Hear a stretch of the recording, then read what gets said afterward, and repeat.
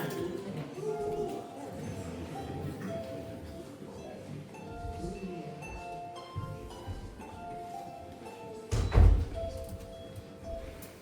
to Baker Street West. We're so glad that you could join us. As you can see, we've been very busy recreating our new home. Lots of volunteer hours and lots of hard work to bring us a new theatre. So we hope you enjoy the new theatre.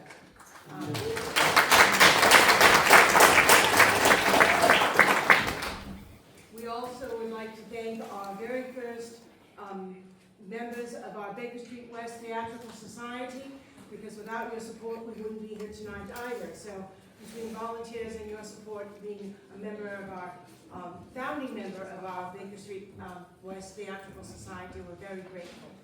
Several little things I need to share with you this evening before we get started. One, in case of a ghastly conflagration, there are a couple of ways to exit the building. One would be from the stairs from which you entered, all the way, winding all the way up. When you get all the way back down, there are two exits. You can go back out the door from which you entered the building, or if you go to the right, there's a door out the back. If you are really brave, you can join the actors who will be going through the women's dressing room and out the exterior fire escape. But seeing as that this is not only a stucco building, there are two brick buildings underneath the stucco building. I don't think that's going to be something of great concern tonight. If you need the WC is on the first level, so you're going to have to go back down the stairs, take a turn to the right, and you'll see a sign that says restrooms. It should say WC, but it doesn't. Let's see, what else? Oh, this is a very lively production, and if you are sitting near an aisle or in the front row, watch your toes. We have people moving throughout the theater during this production. And I have to tell you that Ebenezer Scrooge is not very kind with his cane. So, forewarned. Also, please take out your portable personal discourse inhibitors and turn them off. So we don't want to have any distractions, and we ask that you don't take any pictures or anything during the production either. That would be very distracting. Let's see. Did I get them all? And we do have there will be an intermission halfway through the production, and we'll have lots of warm beverages to warm your hands and your toes. So we're trying to give you the whole atmosphere of the cold Victorian nights with the snow. That's why all the cast is really grateful for all of the layers that we're wearing. Doesn't help with the fingers and the toes, though. I know that you don't want to stand and listen to me babble all day long. You're really here to listen to a story that was written by Mr. Charles Dickens.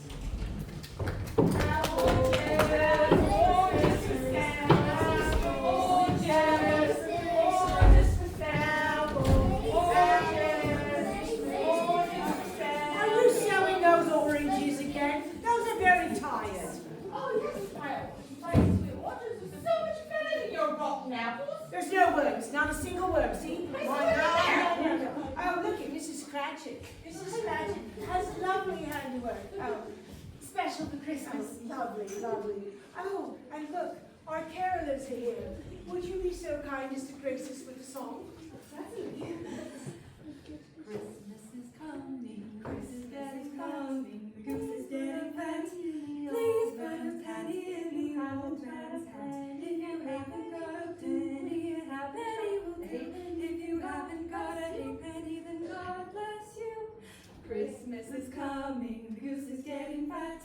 Please put a penny in the old man's hat. If you haven't got a penny, a halfpenny will do. If you haven't got a halfpenny, then God bless you.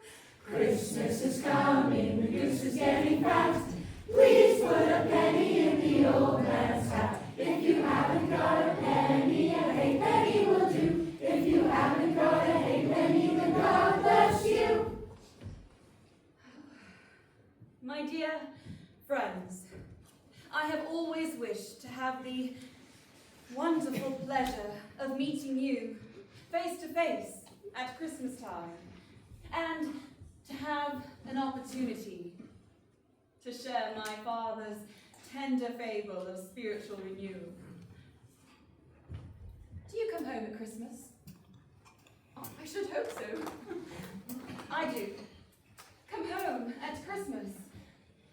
Happy, happy Christmas that will win us back to the delusion of our childhood days. Recall to the old man the pleasure of his youth and transport the traveller back to his own fireside and quiet home. This fable began with an idea, like a ghost, that must be spoken to a little before it will explain itself. You see, my father had made a vow to himself, a vow to strike a sledgehammer blow on behalf of the poor and their children. He believed with all his heart that education is the remedy for crime and poverty. My father knew that we must not only educate the poor, but those blessed with abundance as well, for they must set the example. As my father shared with me, this tale unfolded to him, occupying his mind. It caused him to weep and to laugh, and to weep again. He would walk the streets of London 15 or 20 miles, many a night, when all sober folk had gone to bed, as his story took hold of his mind. And so now, I proceed to the pleasant task, to which, I assure you, I have looked forward to for a very long time. Oranges, oranges, apples, oranges, oranges, apples,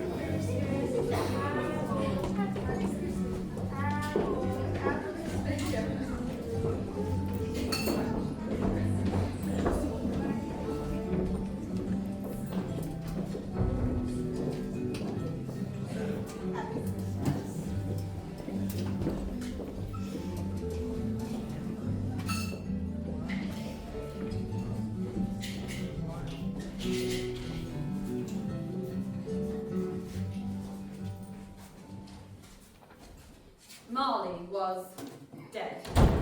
To begin with, there was no doubt whatever about that. The register of his burial was signed by the clergyman, the clerk, the undertaker, and the chief mourner. Scrooge signed it. Old Marley was as dead as a doornail. Scrooge and he were partners for I don't know how many years. Scrooge was his sole executor, his sole administrator, his sole assign, his sole residuary legatee, his sole friend, and sole mourner.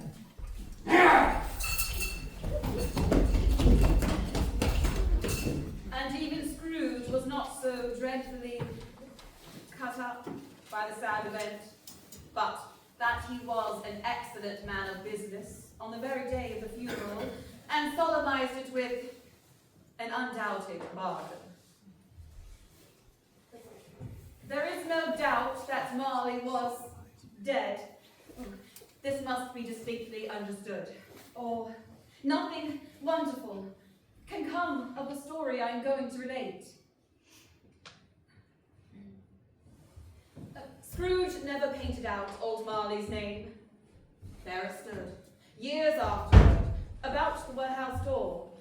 Scrooge and Marley. Sometimes people new to the business called Scrooge, Scrooge, and sometimes Marley, but he answered to both names. It was all the same to him. Oh, but he was a tight-fisted hand to the grindstone, Scrooge. A squeezing, wrenching, grasping, scraping, clutching, covetous old sinner, hard and sharp as flint, from which not steel had ever struck out generous fire. Secret and self-contained and solitary as an oyster. And so our tale begins. Once upon a time, of all the good days of the year, on Christmas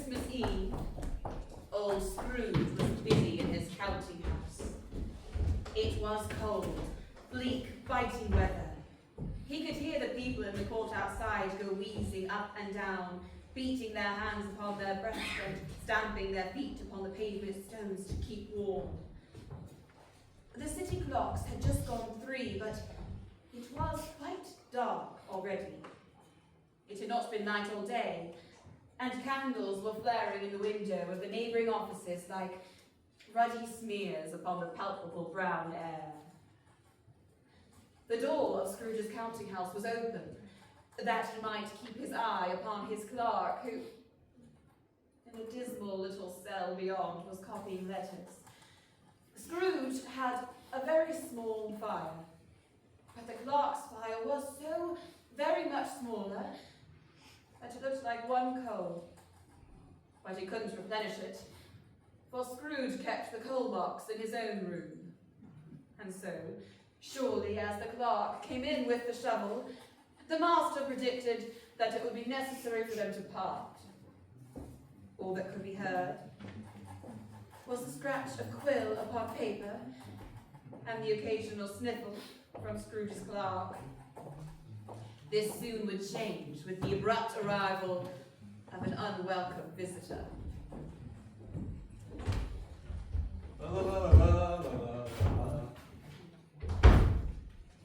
Merry Christmas, Uncle! God save you! Ah, humbug. Christmas a humbug, Uncle. You don't mean that, I'm sure. Do you? Merry Christmas? Ha! What right have you to be merry? What reason have you to be merry? You're poor enough. Come, Uncle. What right have you to be dismal? What right have you to be morose? You're rich enough. Ah! Humbug. Don't be cross, Uncle. What else can I be? I live in such a world of fools as this. Merry Christmas, out upon Merry Christmas. What's Christmas time to you but a time for paying bills without money? Time for finding yourself a year older and not an hour richer. Time for balancing your books and having every item in and throw a round dozen at once, presented dead against you. If I could work my will, every idiot who went about with Merry Christmas on his lips should be boiled in his own pudding, buried with a stake of holly through his heart. He should. Uncle! Nephew! Keep Christmas in your own way, Let me keep it in mine. Keep it, but you don't keep it. Let me leave it alone then! Much good may it do you, much good has it ever done you. There are many things that have derived good by which I have not profited.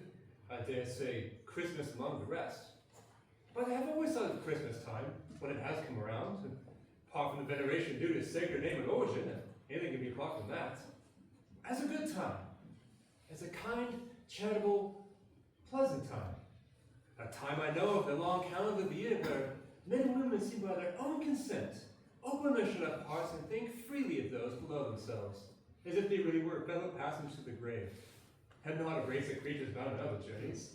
Therefore, Uncle, even though there's a scrap of gold or silver in my pocket, I believe it has done me good, and will do me good, and I say, God bless it! Let me hear another sound from you, Mr. Cratchit, and you'll keep your Christmas by losing your situation. You're quite the powerful speaker, sir. I wonder you don't go into Parliament. Don't be angry, Uncle. Come, dine with us tomorrow. Ah! But why? Why? Why? Why did you get married? Because I fell in love. Because you fell in love. Good afternoon. Nay, Uncle, you never came to city before that happened. Why give us a reason for not coming now? Good afternoon. I want nothing from you. I ask nothing of you. Why cannot we be friends? Good afternoon. I'm sorry with all my heart to find you so resolute. I've never had a quarrel to which I've been a party, but I've made the trial in homage to Christmas. And I'll keep my Christmas humor to the last. So, Merry Christmas, Uncle! Good afternoon. And a Happy New Year! Happy Christmas to you and your family. And to you and your missus. Another fellow, my clerk, with 15 shillings a week, and a wife and family, talking about a Merry Christmas. Retire to Bedlam. Scrooge and Marley's, I believe. Do I have the privilege of addressing Mr. Scrooge or Mr. Marley? Mr. Marley has been dead these 7 years. He died 7 years ago this very night. We have no doubt his liberality is well represented by his surviving partner. At this festive season of the year, Mr. Scrooge, it is more than usually desirable that we should make some slight provision for the poor and destitute who suffer greatly at this time. Oh, many thousands are in want of common necessaries. Hundreds of thousands are in want of common comfort, sir. Are there no prisons? Plenty of prisons. And the union workhouses, are they still in operation? They are. Still, I wish I could say they were not. The treadmill and the poor law are still in full vigor then? Oh, both are very busy, sir. Good. I was afraid from what you said at first that something had occurred to stop them in their useful course. I am very glad to hear it. Under the impression that they scarcely furnish Christian cheer of mind or body to the multitude, a few of us are endeavoring to raise a fund to buy the poor some meat and drink and means of warmth. We choose this time of all other, when want is keenly felt, and abundance rejoices. So what shall I put you down for, sir? Nothing. Oh, you wish to remain anonymous. I wish to be left alone. Since you asked me what I wish, that is my answer. I don't make merry myself at Christmas. I can't afford to make idle people merry. I support those establishments I have mentioned. They cost enough. Those who are badly off must go there. Many can't go there, and many would rather die. Well, if they would rather die, they'd better do it. Decrease the surplus population. Besides, excuse me, I don't know that. Oh, but you might know it. It is not my business! It is enough for a man to understand his own business, not to interfere in the business of others. Mine occupies me constantly. Good afternoon, ladies.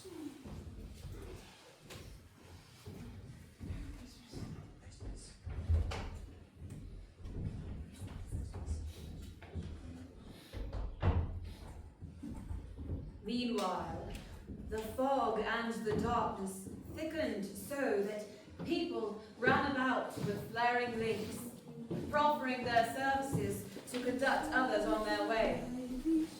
The ancient tower of the church, whose gruff old bell was always beating slyly down at Scrooge out of a Gothic window in the wall, became invisible and struck the hours and quarters in the clouds with tremulous vibrations afterward, as if its teeth were chattering in its frozen head up there. The cold became intense. In the main street, at the corner of the court, some labourers are warming their ragged selves over a fire in a brazier.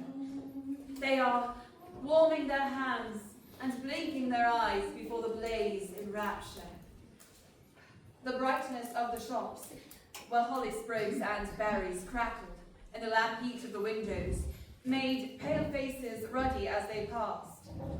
Poulterers' and grocers' trades became a splendid joke, a glorious pageant with which it was next to impossible to believe that such dull principles as bargain and sale had anything to do. Foggier yet the colder, piercing, searching, biting cold. If the good St. Dunstan had but nipped the evil spirit's nose with a touch of such weather as that, instead of using his familiar weapons, then indeed he would have roared to a lusty purpose. The owner of one scant nose, gnawed and mumbled by the hungry cold, as bones are gnawed by dogs, stooped down at Scrooge's keyhole to regale him with the Christmas carol. How much did you get? Oi, did better yesterday. Makes for late holiday it does. You'd think folks would be a bit more generous on today of all days. Streets are empty now. Best to make for What about old Scrooge? He's the last one on the street. Ha! You won't catch me anywhere near the wax. Crusty old geezer. I dare you! For all your talk of being brave, I dare you! Let's see if you got what it takes. Let's see old Scrooge will toss his head.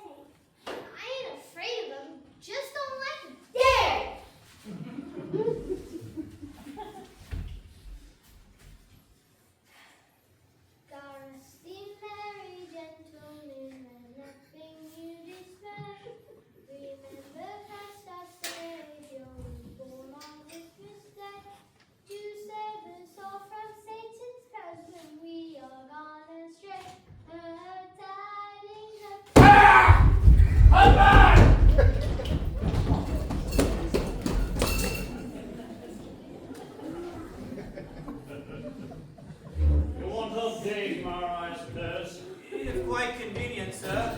It's not convenient. It's not fair.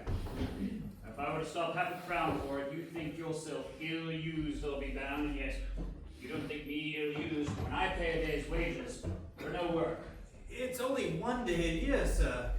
Poor excuse for picking a man's pocket every 25th of December. But I suppose you must have the whole day. Be here all the earlier next morning. I promise, sir. Merry Christmas. Ah! The office was closed in a twinkling, and his clerk, with long ends of his comforter dangling below his waist, while he boasted no greatcoat, went down in icy skies on Cold Hill, at the end of a lane of boys, 20 times in honor between Christmas Eve, with much laughter from all, and only a squeal too. Then he ran home to Camden Town, as hard as he could pelt, to play at blind man's buff with his children. Alright, cut. You really go. You can do it, Father. Tell me how, lad. I was an expert in my day. No!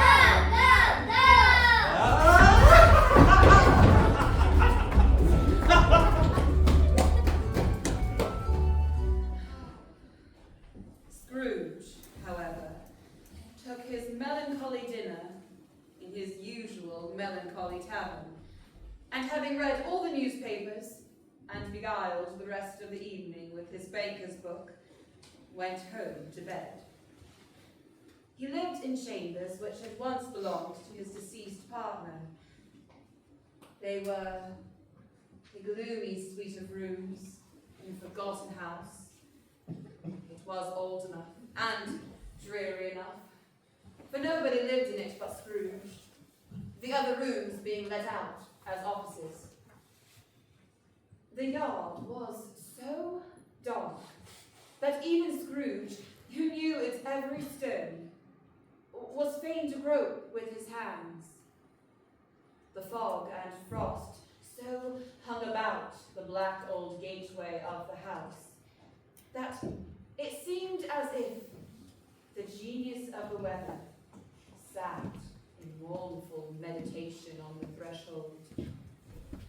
Now, it is a fact that there was nothing at all particular about the knocker on the door, except that it was very large. It is also a fact that Scrooge had seen it, night and morning, during his whole residence in that place. Let it also be borne in mind that Scrooge had not bestowed one thought on Marley since his last mention of his 7 years dead partner that afternoon. And then, let any soul explain to me, if they can, how it happened that Scrooge, having his key in the lock, saw in the knocker, without its undergoing any intermediate process of change, not a knocker, but Marley's face. Marley's face. It was not an impenetrable shadow as the other objects in the yard were, but it had a dismal light about it. It was not angry or ferocious, but looked at Scrooge as Marley used to look, with ghostly spectacles turned up on its ghostly forehead. And though the eyes were wide open, they were perfectly motionless. As Scrooge looked fixedly at the phenomenon, it was a knocker again. To say that Scrooge was not startled, or that his blood was not conscious of a terrible sensation, would be untrue. But he put his hand upon the key, turned it sturdily, and walked in. He did pause, with a moment's irresolution, before he shut the door, and he did look cautiously behind it at first, as if he half expected to be terrified with the sight of Marley sticking out into the hall. But there was nothing, and he closed the door with a bang. Oh. The sound resounded through the house like thunder, every room above, and every cask in the wine merchant's cellars below appeared to have a separate peal of echoes of its own. Scrooge was not a man to be frightened by echoes. He had closed the door and walked across the hall and up the stairs to his rooms quite slowly. Up Scrooge went with his lonely candle, not carrying a button, for darkness is cheap, and Scrooge liked it. Scrooge looked through his rooms to see that all was right. He had just enough recollection of the face to do that. Sitting room, bedroom, lumber room. All was as it should be. Nobody under the table, nobody under the sofa. A small fire in the grate, spoon and basin ready, and the little saucepan of gruel was on the hob. Nobody under the bed, nobody in the closet, lumber room as usual. Quite satisfied, he had locked himself in. Oh, double locked himself in, which was not his custom. Thus secured against surprise, Scrooge put on his dressing gown, his nightcap, and his slippers, and sat down before the fire to take his gruel. It was a very low fire indeed. Nothing on such a bitter night. He was obliged to sit close to it and brood over it before he could extract the least sensation of warmth from such a handful of fuel. The fireplace was an old one, built by some Dutch merchant long ago. Humbug! His glance happened to rest upon a bell, a disused bell that hung in the room and communicated, for some purpose now forgotten, with a chamber in the highest story of the building. It was with great astonishment and with a strange dread that, as he looked, he saw the bell begin to swing. It swung so softly in the outset that it scarcely made a sound, but soon it rang out loudly, and so did every bell in the house. This might have lasted half a minute or a minute, but it seemed an hour. The bells ceased as they had begun, together, and was succeeded by a clanking noise deep down below, as if some persons were dragging a heavy chain over the casks in the wine merchant's cellars. Scrooge remembered to have heard that ghosts in haunted houses were described as dragging chains. Then he heard the noise, much louder, on the stairs, going straight towards his door. Is humbug still? I won't believe it. I know his face. Marley's ghost. Now, what do you want with me? Much. Who are you? Ask me who I was. Who were you then? Your particular for a shade? In life, I was your partner, Jacob Marley. Then can you sit down? I can. Do it then. You don't believe in me. I don't. What evidence would you have of my reality beyond your own senses? I don't know. Why do you doubt your senses? Because a little thing affects them. A slight disorder of the stomach makes them cheat. You may be a bit of undigested beef. A blot of mustard. Crummy cheese, a fragment of undercooked potato. There's more of gravy than of grave about you, whatever you are. Do you see this toothpick? I do. You're not looking at it. But I see it notwithstanding. Well, I have but to swallow this. and be for the remainder of my days persecuted by a legion of goblins, all my own creation. It's humbug, I tell you, humbug.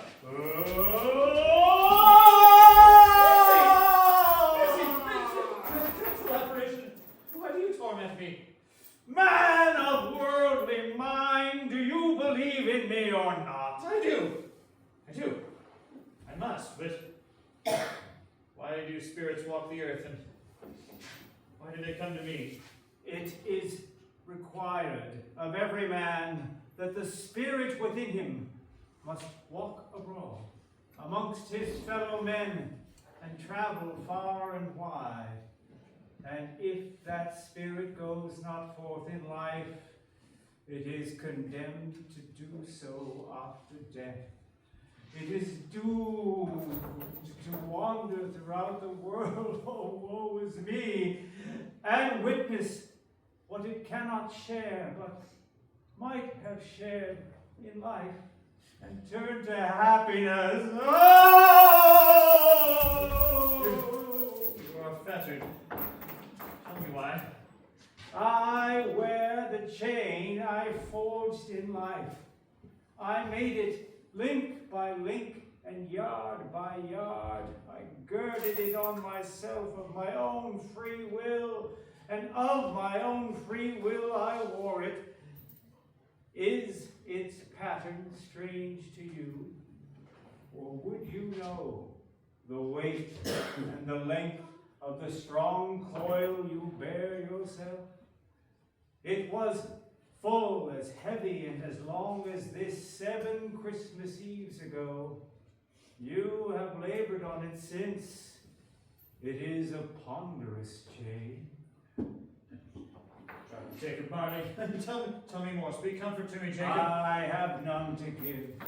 It comes from other regions, Ebenezer Scrooge, and is conveyed by other ministers to other kinds of men. Nor can I tell you what I would. A very little more is all permitted to me. I cannot rest. I cannot stay. I cannot linger anywhere.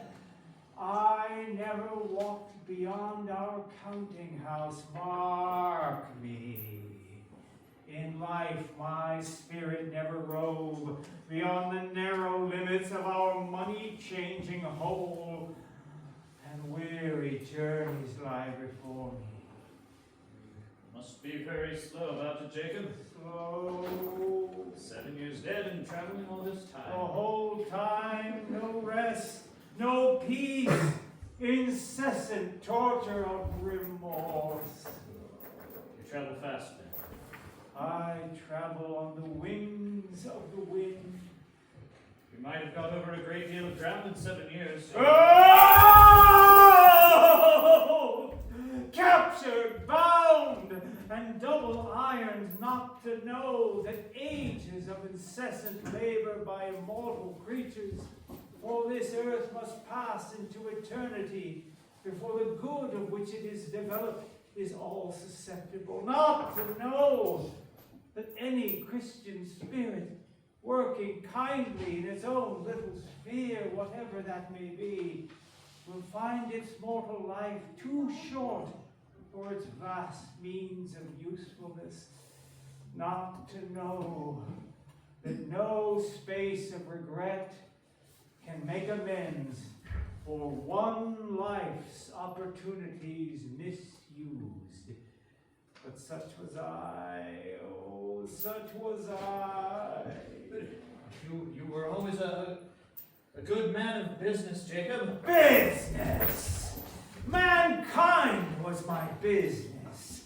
The common welfare was my business. Charity, mercy, forbearance, and benevolence were all my business.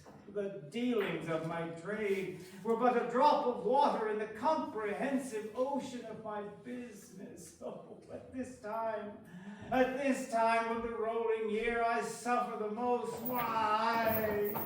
Why did I walk through crowds of my fellow beings with my eyes turned down and never once raised them to that blessed star that led the wise men to a poor home. Were there no poor homes to which its light would have conducted me? Hear me. My time is nearly gone. I will, but pray don't be hard upon me, Jacob. Don't be flowery, pray. How is it that I appear before you in a shape that you can see? I may not tell. I have sat beside you, invisible, for many a day. That is no light part of my penance. I am here tonight to warn you that you have yet a chance and a hope of my procuring Ebenezer. Always were a good friend to me, Jacob, thank ye. You will be haunted by 3 spirits. Ah. Is that the chance and hope that you spoke of, Jacob? It is. I'd rather not. Without their visits, you cannot hope to shun the path I tread. Expect the first tomorrow, when the bell tolls 1. Can't I take them all at once and have it over with, Jacob? Expect the second, on the second night, at the same hour. The third, upon the next night, when the last stroke of 12 has ceased to vibrate. Look to see me no more, and look that for your own sake you remember what has passed between us.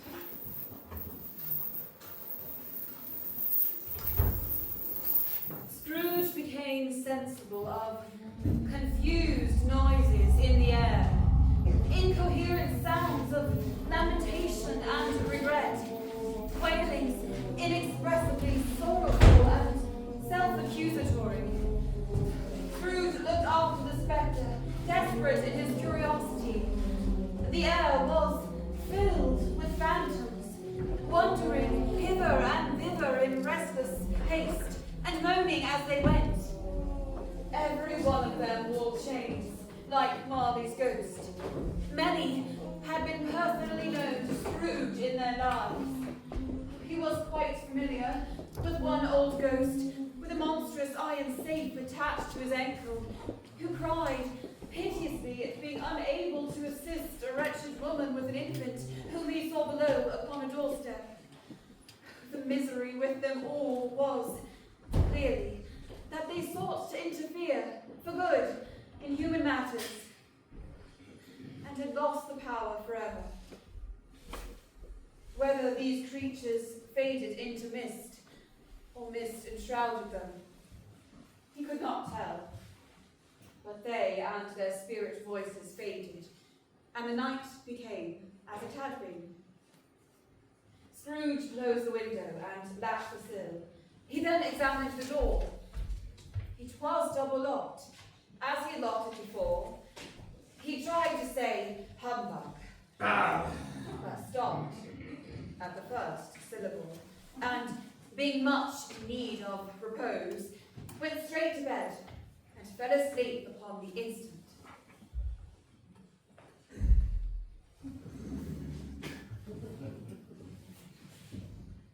Scrooge awoke when the chimes of the church struck the 4 quarters, so he listened for the hour.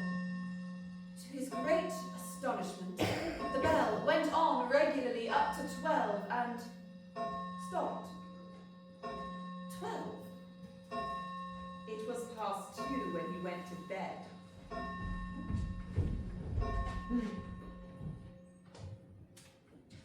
Cannot be that I've slept through an entire day and into another night.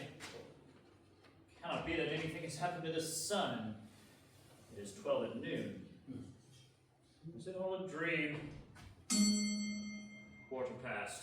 1/2 past. 1/4 to it. The hour itself. And nothing else.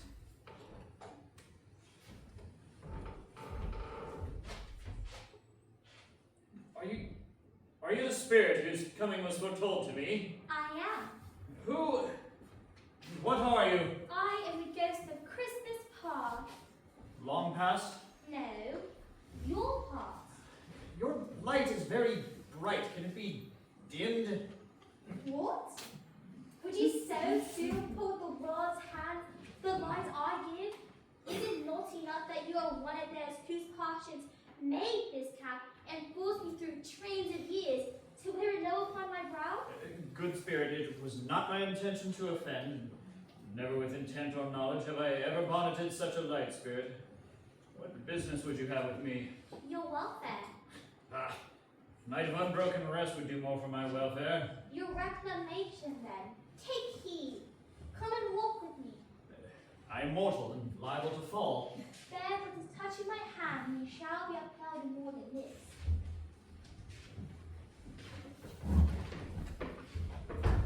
As the words were spoken, they passed through the wall and stood upon an open country road with fields on either hand.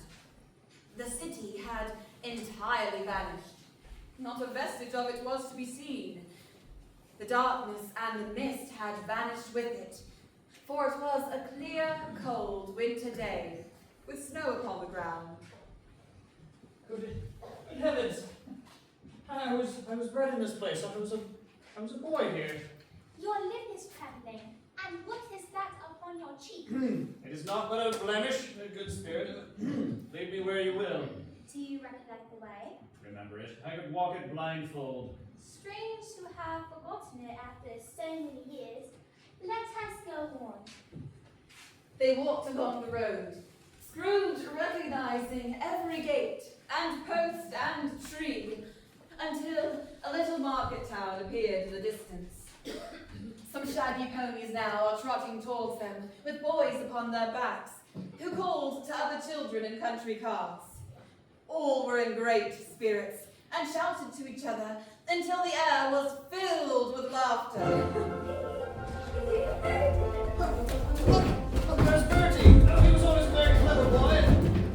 There's Henry. Hello, Henry. Hello. These are the shadows and things that have been. They have no consciousness of us. Watch your birdie, not so pretty now. Gotcha now, give it a Come shot! on, lads! Can't we do anything?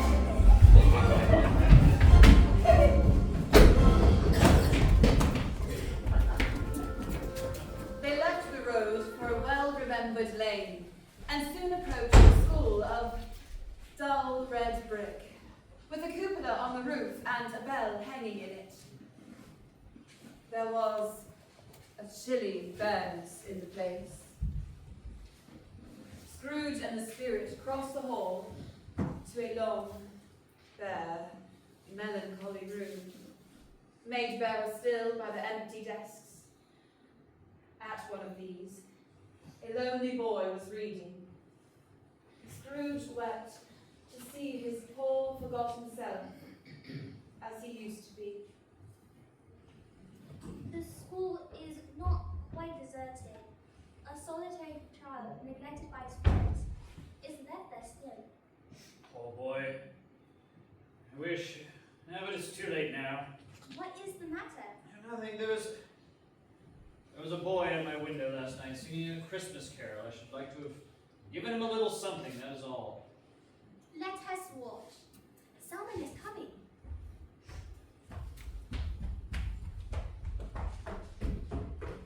Oh, Emmy, it is so wonderful to see you. Happy Christmas!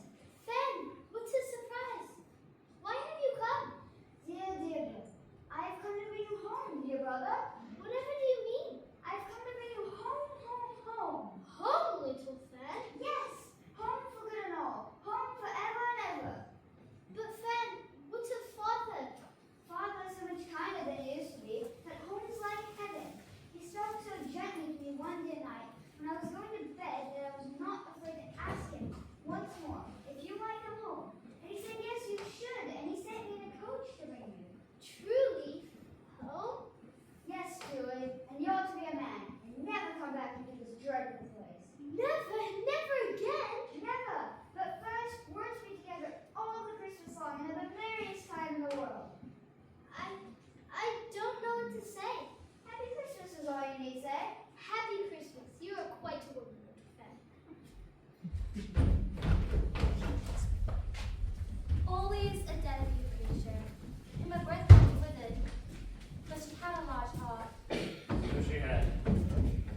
bright spirit, I'll not gainsay. She died a woman and had, as I think, children? One child. True, your nephew. I thought perhaps you had forgotten. Let us see another Christmas.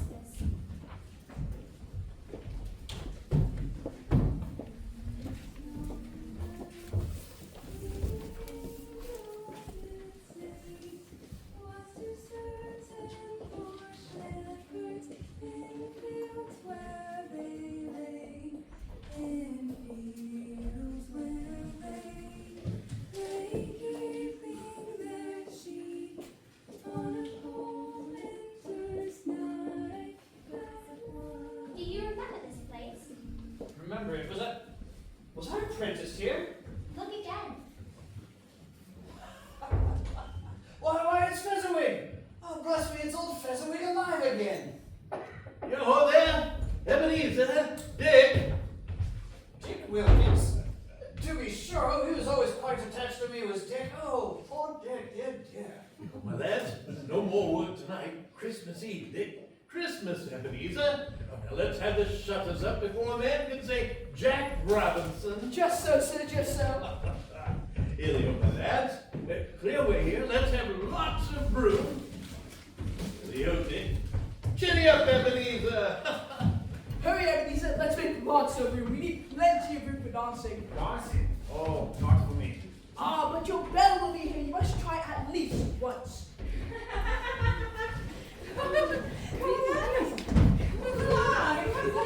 Here, Mrs. Featherwing.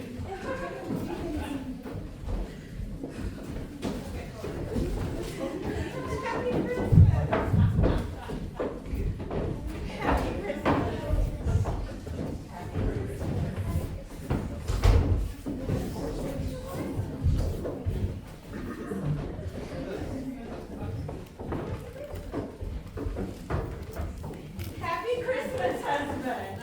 I see your boys have made quick work of the mess. Well done. We're quite ready for it, too. As you can see, the fiddler has joined us.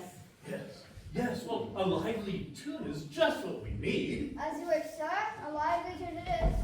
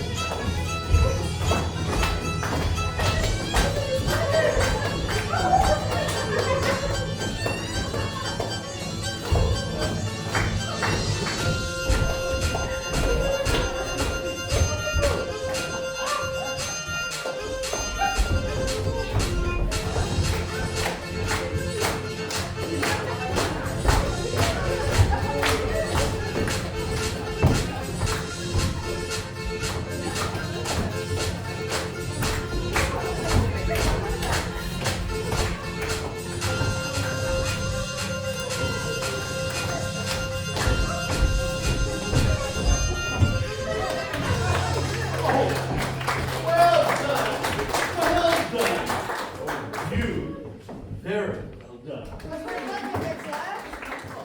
My dear Mrs. Featherwing, well, I do believe our guests are well parched and undoubtedly famished. I do believe I have a solution to that particular dilemma, Mr. Fezziwig. Splendid. What would it be? We have prepared a feast worthy of their effort.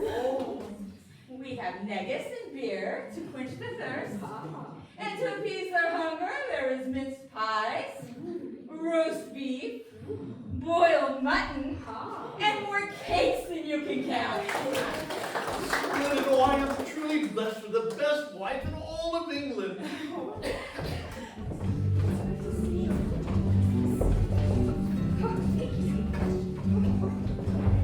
Wow, you must see these cakes. Come on.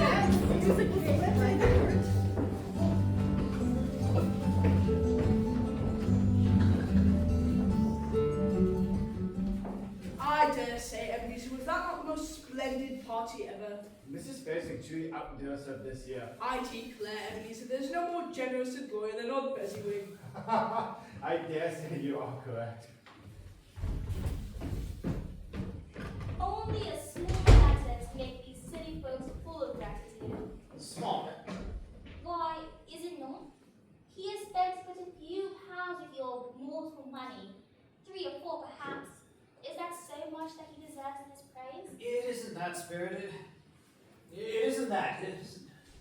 He has the power to make us happy or unhappy, to make our service light or burdensome, a pleasure or a toil. Say that his power lies in words and looks and things so small and insignificant that it's impossible to add and count them up. What then? The happiness he gives us is quite as great as if it cost a fortune. What is the matter? Nothing particular. Something, I think. No, I should like to say a few words to my clerk just now, that is all. My time grows short, Ebenezer. Take heed.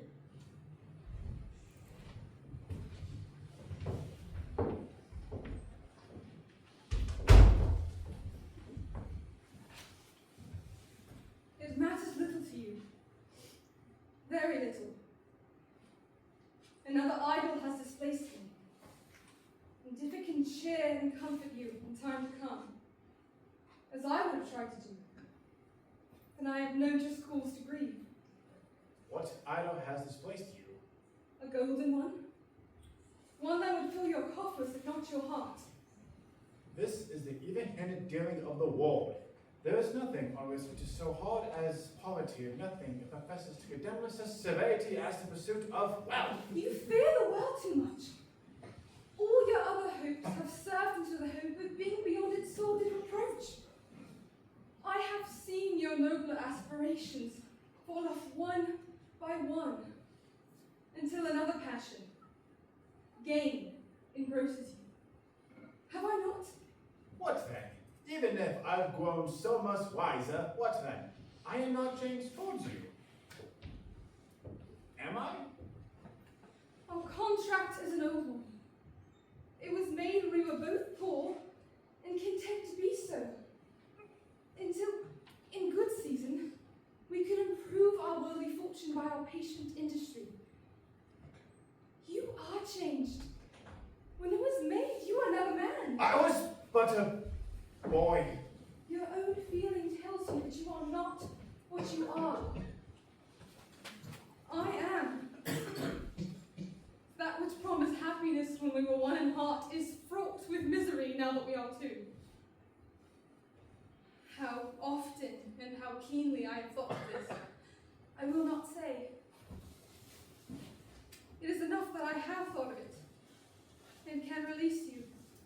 Have I sought release? Words? No, never. In what then? In a changed nature, in an altered spirit, in another atmosphere of life, another hope at its great end. In everything that ever made my love of any worth or value in your sight. If this had never been between us, tell me, would you seek me out and try to win me now? No. You think not. I would gladly think otherwise if I could, heaven knows. When I have learned a truth like this, I know how strong and irresistible it must be. But if you were free today, tomorrow, yesterday, can even I believe that you would choose a dowerless girl? You who in your every confidence with her, weigh everything by gain. Or choosing her, if for a moment you were false enough to your own guiding principle to do so. Do I not know that your repentance and regret would surely follow? I do, and I release you with a full heart for the love of them you once were. You may. The memory of what has passed half makes me hope you will have pain in this. A very, very brief time. And you will dismiss the recollection of it gladly, as an unprofitable dream from which it happened well that you awoke.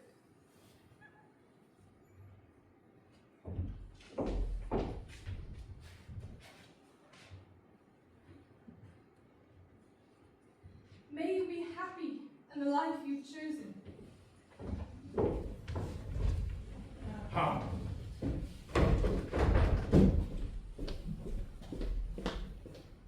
Spirit, show me no more.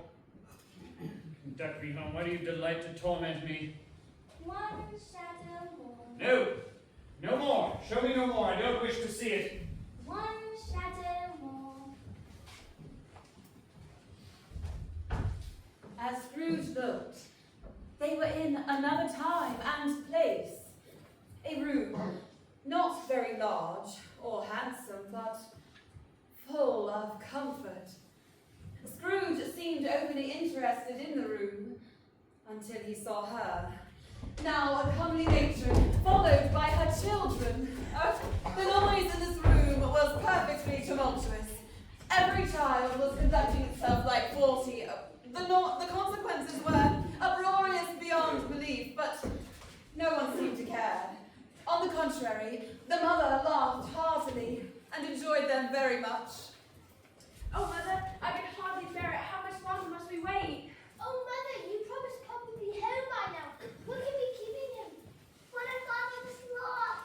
Or whatever would we do? Oh, now, my dears, your father will be home very soon, I assure you. Now remember, we must exhibit our very best behavior for your father.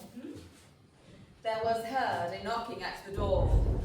Such a rush towards the door immediately ensued that the mother, with laughing face, was borne toward it in the centre of a flushed and boisterous group, just in time to greet the father, who came home laden with Christmas toys and presents.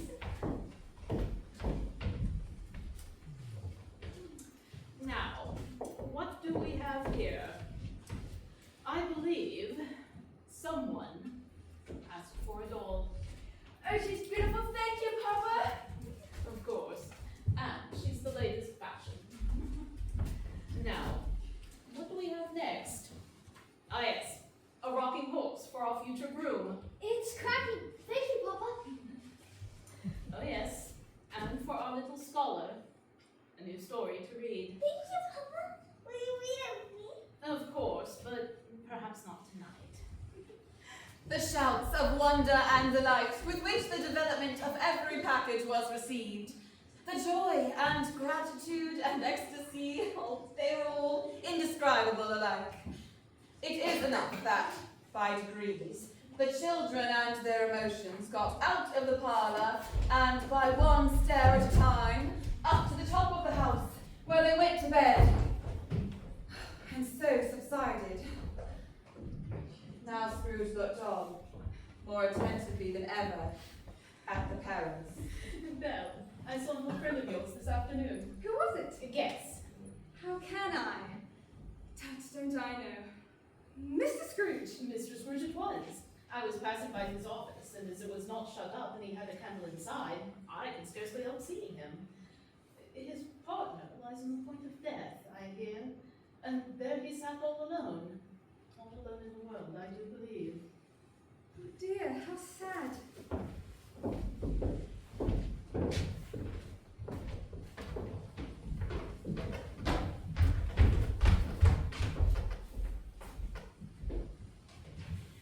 Spirit, remove me from this place. I already told you. These are the shadows and the things that have been. They are what they are. Do not blame me. Remove me. I cannot bear it. Take me back. Haunt me no longer.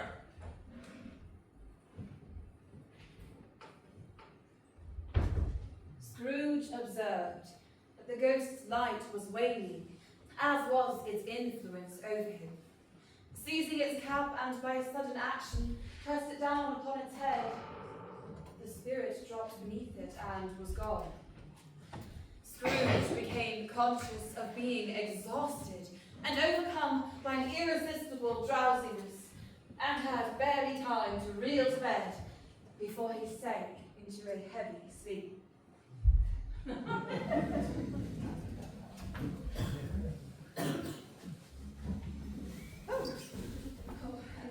And now I fear I must beg your forgiveness for being a rather poor hostess. Why while Scrooge slumbers,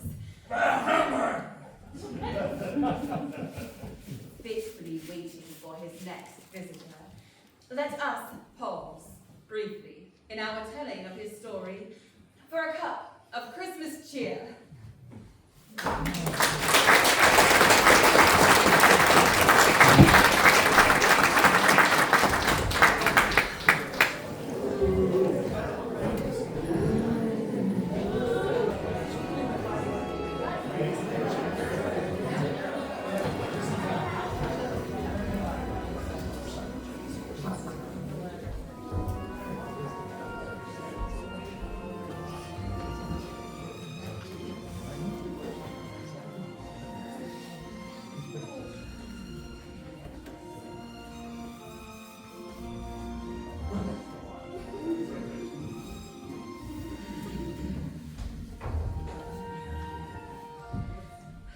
I trust that all is forgiven in regards to my neglect of your comfort.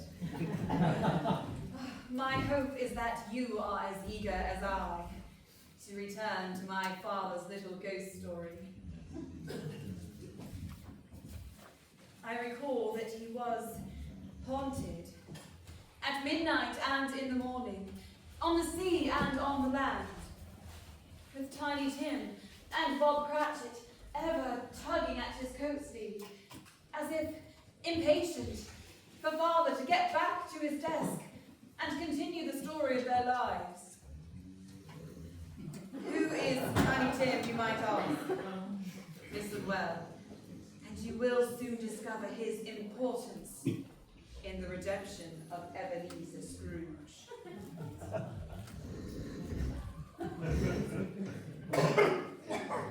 Awakening in the middle of a prodigiously tough snore, and sitting up in his bed to get his thoughts together, Scrooge felt that he was restored to consciousness in the right nick of time for the especial purpose of holding a conference with the second messenger dispatching him through Jacob Marley's intervention. He established a sharp lookout all around the bed, for he wished to challenge the spirit on the moment of its appearance and did not wish to be taken by surprise. Now, being prepared for anything, he was not by any means prepared for nothing. And consequently, when the bell struck 1 and no shape appeared, he was taken with a violent fit of trembling. 5 minutes, 10 minutes. A quarter of an hour went by, yet nothing came. All this time he lay upon his bed, the very core and centre of a blaze of light, which streamed upon it when the clock proclaimed the hour, which, being only light, was more alarming than a dozen ghosts. At last, he began to think that the source and secret to this ghostly light might be in the adjoining room, from whence it seemed to shine. This idea taking full possession of his mind, he got up softly and shuffled in his slippers to the door.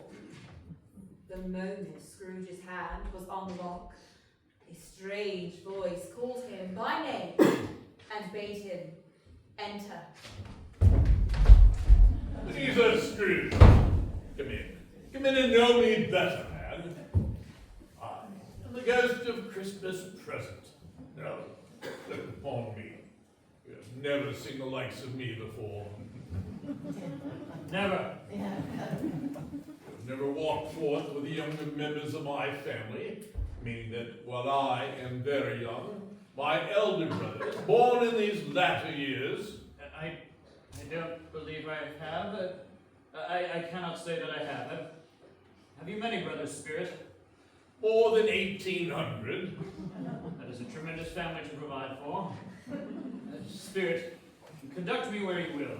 I went forth last night on compulsion, and I learned a lesson, which is working now. If you have aught to teach me, let me profit by it. Touch my robe.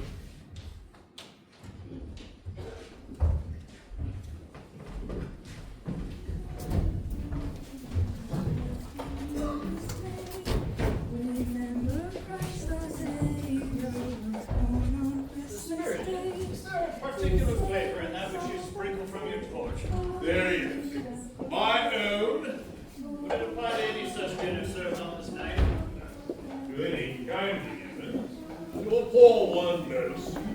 Why do a poor one most? Because he needs it most. Spirit, I wonder that you of all creatures in the many worlds about us should desire to cramp these people's opportunities of innocent enjoyment.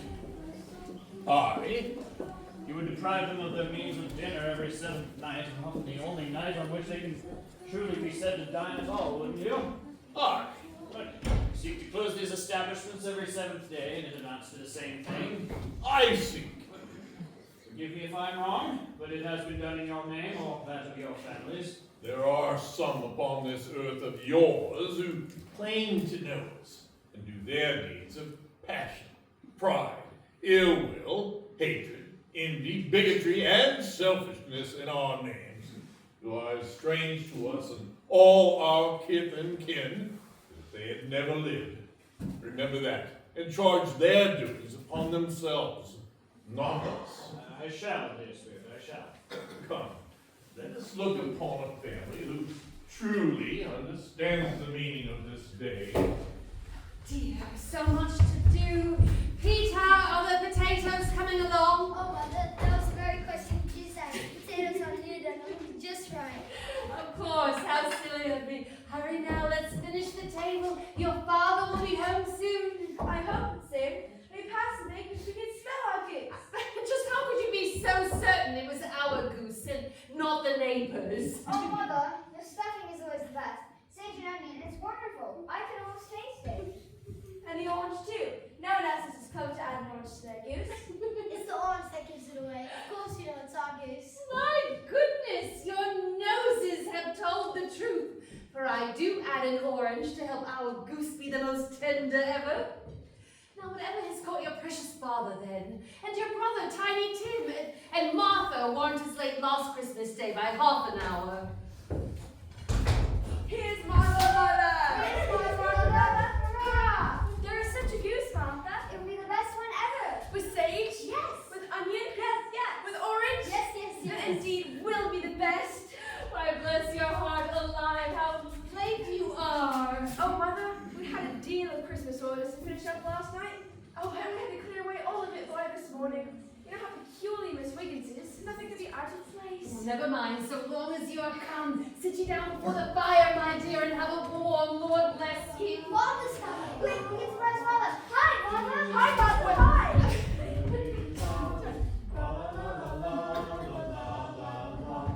Don we now our gay apparel. Well now, Master Tim, it appears you were quite successful in locating your delinquent father. Yes, Mother. I waited by Miss Dickens' cart, for I knew Father would pass that way. Hooray for Tim. Miss Dickens likes it when I sing a song or two. He says it helps him with his cells. It puts folks in a holiday mood. I'm sure you helped Mr. Higgins today. And look, Miss Dickens gave me a tuppence. Oh, Lord, Tim, you are the lucky one. Why, where's our Martha? Not coming. Not coming upon Christmas Day. Here I am, Father. We've been very busy, Father. Have we now? Well, I guess we have. Mother needs all our help. Well, many hands make light work. Come, Tim, you must see how wonderful the pudding is. Cecily's singing in the copper. A singing pudding knows that that's something to be seen. Decked in the halls with boughs of holly, fa la la la la.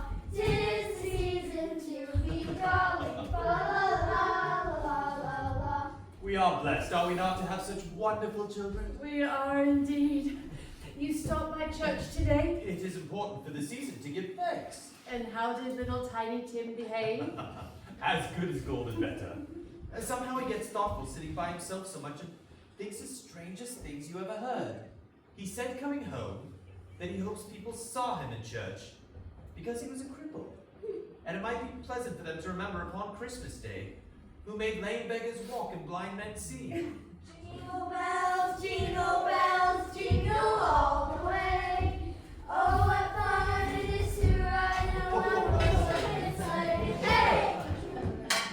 Well done all! I do declare, never was there such a goose cooked. What a marvel you are. I'm sure it is the best seasoned and most tender in all of London. It's yours, Father, and Saint Onion. Of course. The Cratchit speciality. Thank you, dear. It is the pudding that worries me, dear. Suppose it should break before turning it out. Suppose it should not be done enough. I am not sure I use the right quantity of flour. Ah, my dear. It is a wondrous pudding. I do believe it is your greatest success since our marriage. A Merry Christmas to us all, my dears. God bless us. Merry Christmas! God bless us, everyone! Spirit, tell me if Tiny Tim will live. I see a vacant seat in the poor chimney corner, and a crutch for that an owner, carefully preserved. And if these shadows remain unaltered by the future, the child will die.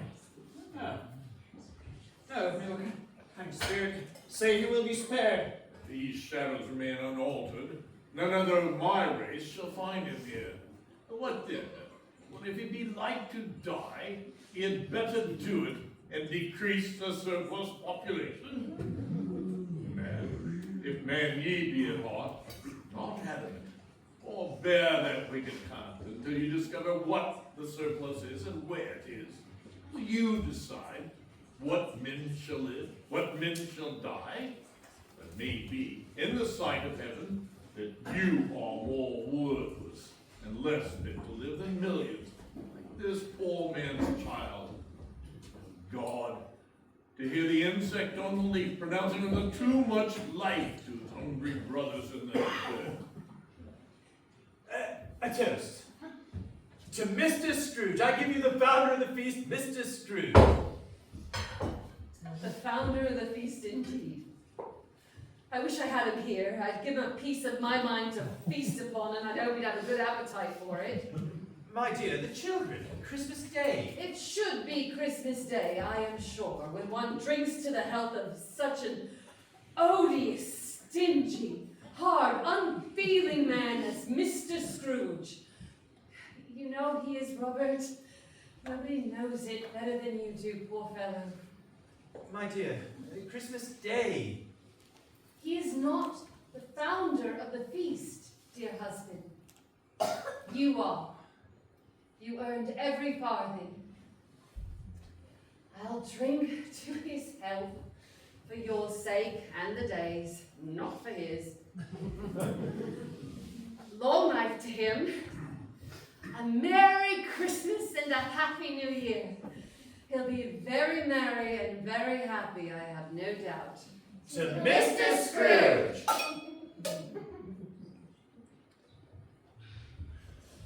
And now let us clear away our wonderful Christmas repast, and then we can have a song from our own songbird, Tiny Tim.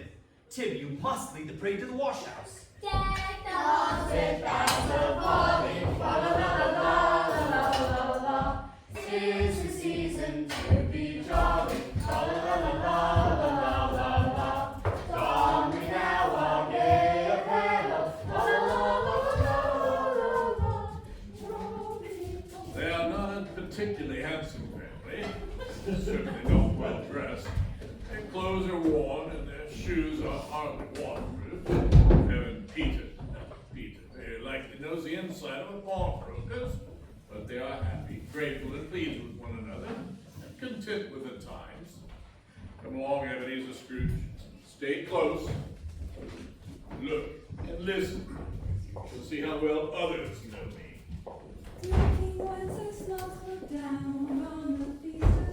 Come along, Scrooge. We have a party to attend. A party? No one ever invites me to parties. Think again, Scrooge. You're invited to this one every Christmas.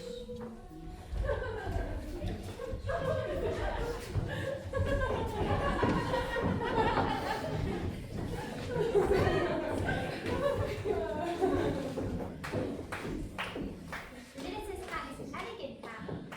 Mrs. Cat is an eager cat. Mrs. Cat is an educated cat. The Mrs. Cat is an eccentric cat. Well done! Now try the letter F. The Mrs. Cat is a fancy cat. The Mrs. Cat is a fabulous Festive! Stay festive! Oh my, you are out! Oh, but I was going to say festive! Better luck next time. And now the letter G. Mrs. Hat is a gracious hat. Mrs. Hat is a glorious hat. Mrs. Cat is a green cat. A green cat, but it's the most unusual cat ever. Well, young guests are certainly adding the frivolity. And there's no limit to your creativity. How about we play a game we can all join in? How about Blind Man's Buff? Dear friend, what about your Uncle Scrooge? I see he has once again refrained from attending your wonderful party. Yes, alas, I did once again make my pilgrimage to his dreary office, hoping against hope he would shed us down cards and make my witness this Christmas. He said Christmas was a humbug, as I live. He believed it too. More shame for him, Fred. He's a comical old fellow, that's the truth. And not so pleasant as he might be.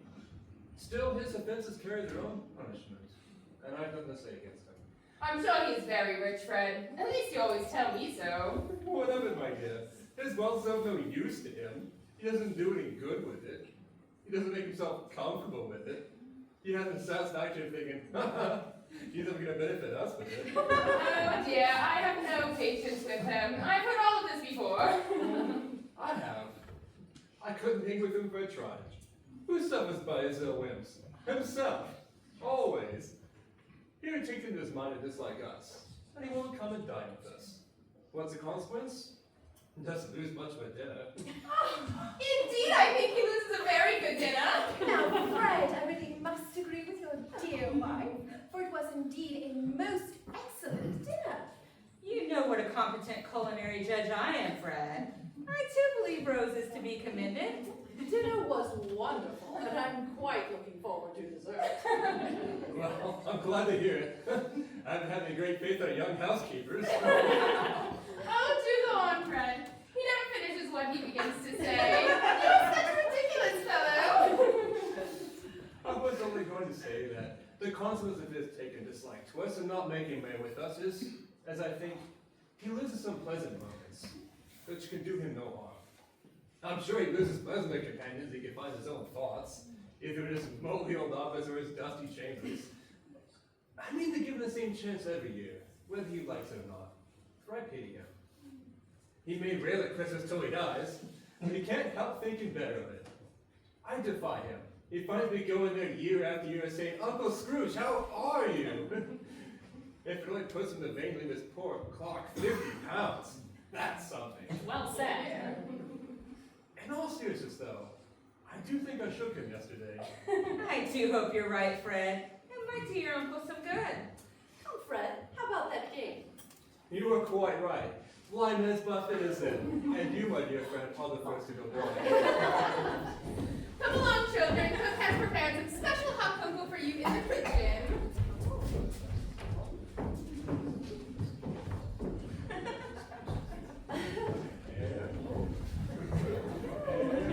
Go.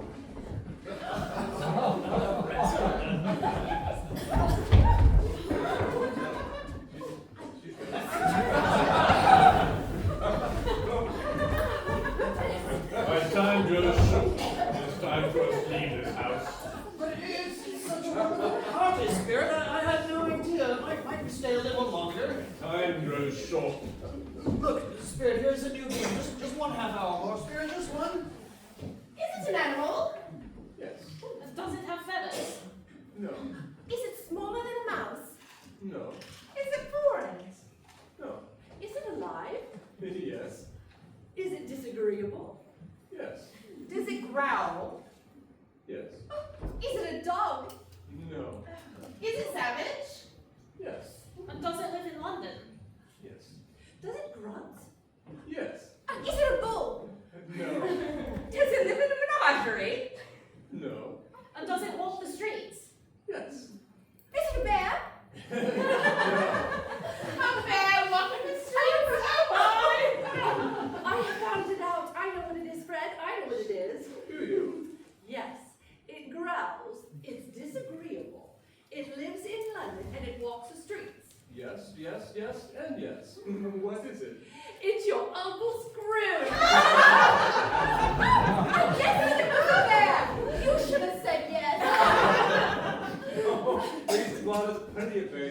sure. It'd be ungrateful for us not to toast to his health. Here, let us raise our glasses. To Uncle Scrooge. To Uncle Scrooge! A Merry New Year and a Happy Christmas to the old man, whatever he is. He wouldn't take it from me, but may have it nevertheless. I do believe that now would be a wonderful time for something sweet. Will you join us for dessert? I'll leave it in my ear. My time grows short, Ebenezer Scrooge.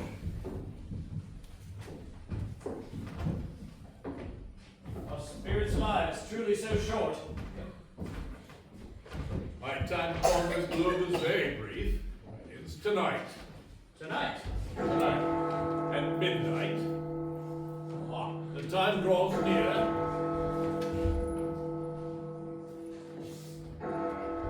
Spirit, forgive me if I'm not justified in what I ask, but I see something strange and not belonging to yourself protruding from beneath your robe. Is that a foot or a claw?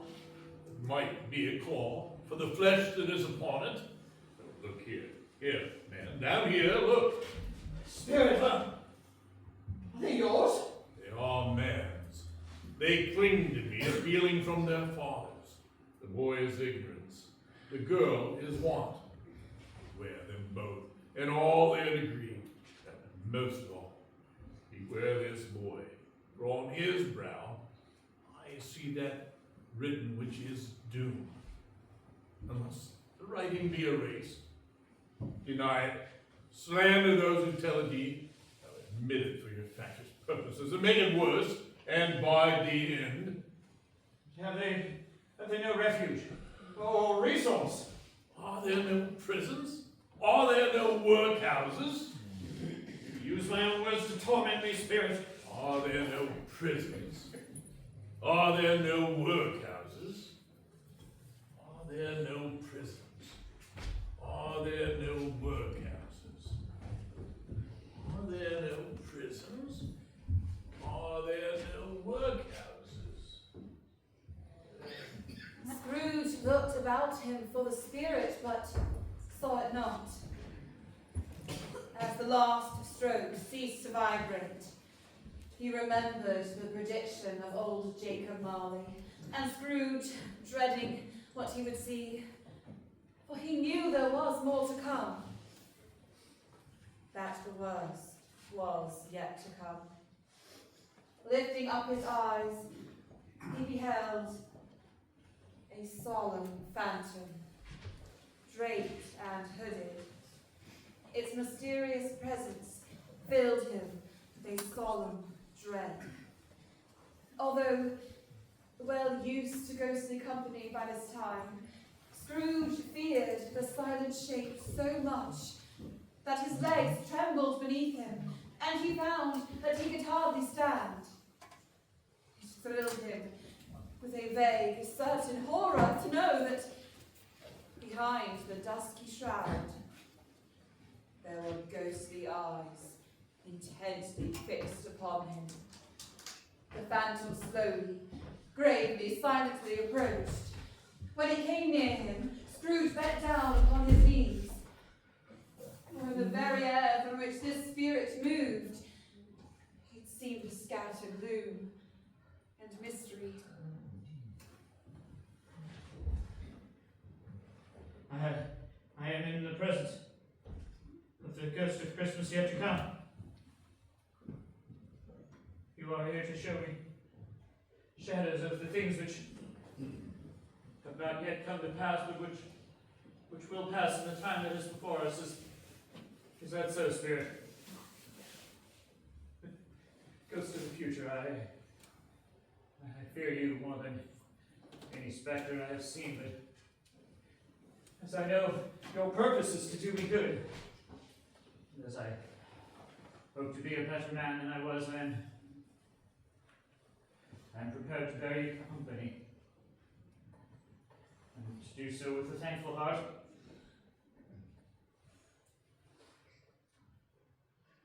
Will you not speak to me? Lead on. Lead on. The night is waning fast, and it is precious time for me, I know. Lead on, Spirit.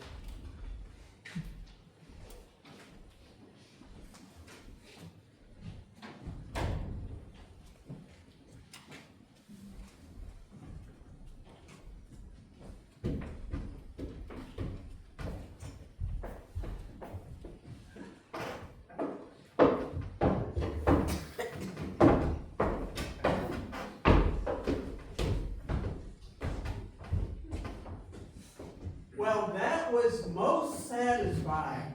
Another financial boon, to be sure. A pleasure doing business with you, my good sir. We must draw up the contract soon. Agreed, sir. All in good time, good sirs. All in good time. I take it you've heard about the demise of old Scratch down the lane. Who hasn't? I don't know much about it either way. I only know he's dead. When did he die? Last night, I believe. I thought he would never die. What was the matter with him anyway? God knows. What has he done with his money? I haven't heard. Left it to his company, I suppose. He hasn't left it to me, that's all I know. Well, it's likely to be a cheap funeral, for upon my life, I don't know anybody to go to it. Suppose we make up a party and volunteer. I don't mind going along if lunch is provided. But I must be fed if I were to join your party. Well, I am the most disinterested among you, for I never wear black gloves, and I never eat lunch. But I will go along if anybody else will. When I come to think on it, I'm not sure I wasn't his most particular friend, for we used to stop and speak whenever we met. Bye-bye. Bye.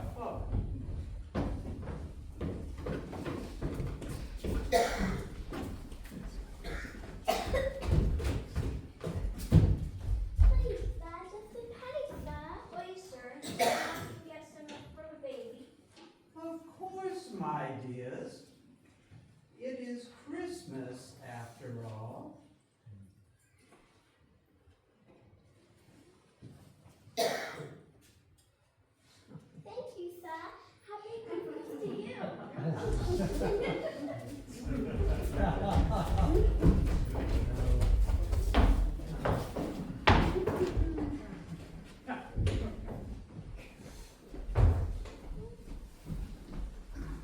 Hello, Jimmy. Won't you, mate? Kindly be gone. I am not your maid. Off with your rascals. Just leave my little chimney, Jimmy. How's about it? He's a generous bloke, we can tell. Be gone. You'll not get a farthing from me. Easy now. We don't need no one. No, but I do much enough for the chain. Right after it is. Thanks, go back. Thief! Thief!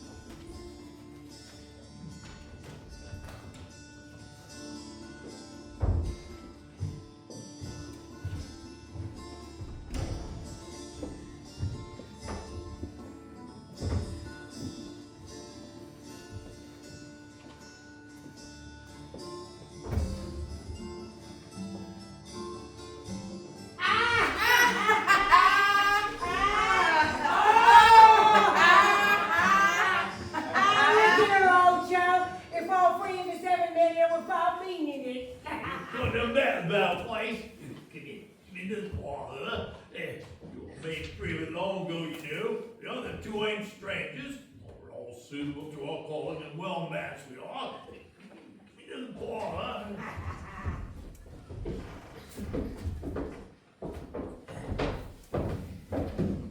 Woodard's then.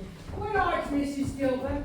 Every person has a right to look after themselves. He always did. No, indeed, no man more so. I've always taken care of myself, no help from him.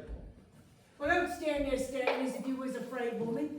We're not going to poke holes in each other's coats, I suppose. No, indeed, we should hope not. Seems fair game to me. Well, that's enough of that. Who's the worse for the loss of a few things like this? Not a dead man, I believe. No, indeed. I couldn't agree more. Well, if he wanted to keep him after he was dead, the wicked old screw, he should have been more natural in his lifetime. If he had been, he'd have had someone there to watch over him when he was struck with death, instead of lying there, gasping out his last, alone by himself. No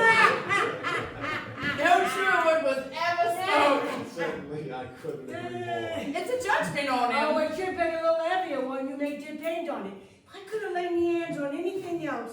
Well, open my bundle, Joe. Tell me the value of it. Speak out plain. I'm not afraid to go first, nor afraid for them to see it. Pretty much knew we was helping ourselves before we met here, I believe. It's no sin. So open my bundle, Joe. No! It'll be my bundle first, old Joe. Unlike these two ladies, I've got business to keep. Not much here. Ladies beat to it, do they? It's not always the size of the bundle that's got the most value, old Joe. Look here. Here's a pencil case.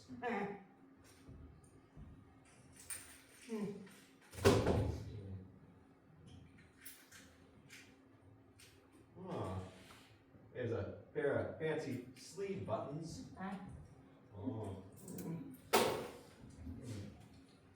Two seals. And a brooch. Oh.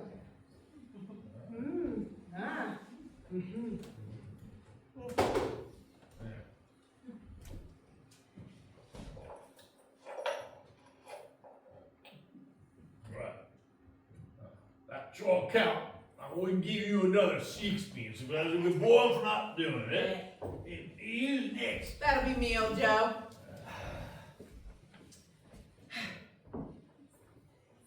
Sheets.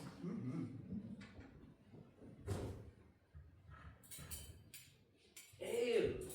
Silver spoon. Oh. Sugar tongs. Boots.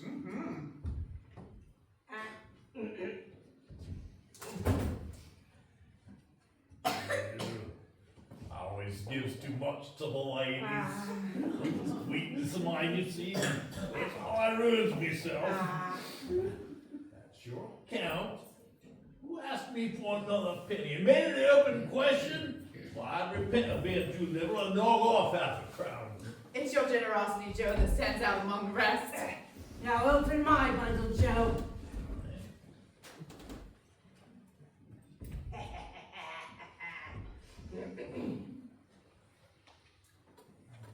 You call these it? Bed curtains. Yeah, bed curtains. I mean to say, you took them down, rings and all, with them lying right there. Well, yes, I do. Why not? You were born to make your fortune. You certainly do it. Well, I certainly shan't hold my hands when I can get anything in them by reaching out for the sake of such a man as he was. I promise you, Joe. Now, don't get oil on them blankets. These blankets? Who else do you think? He's not likely to catch cold without him, I dare say. I hope he didn't die of anything catching, eh? You needn't worry about that. I weren't so fond of his company that I'd loiter about him with such things if he did. Oh, you can look through that shirt till your eyes ache. You won't find a old or a threadbare place. It was the best one he had, and a fine one too. They'd have wasted it if it hadn't been for me. What do you call wasting of it? By putting it on him to be buried in, to be sure. Somebody was fool enough to do it, but I took it off again. If calico ain't good enough for such a purpose, it's not good enough for anything at all. Why, it's quite becoming to the body, and he can't look any uglier than he did in that one. That's the end of it, you see. How we frightened him all away when he was alive, to profit us when he was dead. Fancy a pint, love? Oh, sounds a right good idea to me. All right, come on, you lot. We're making a party. Oh, wicked old screw. Spirit, I see the fate of this This unhappy man may well become my own. My life tends that way now. Spirit, this is a fearful place. In leaving it, I will not leave its lesson behind. Trust me. If there is anyone in the town who feels an emotion connected to this man's death, show that person to me, Spirit. I beseech you.